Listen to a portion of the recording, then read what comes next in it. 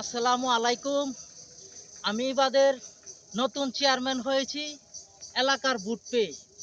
আমি চেয়ারম্যান হওয়ার আগে কথা দিয়েছিলাম যুবক ভাইকে লড়া দাঁত, গেঁদা দাঁত, ভাঙ্গা দাঁত, বেহা দাঁত এগুলো আমি ভালো করে দিব।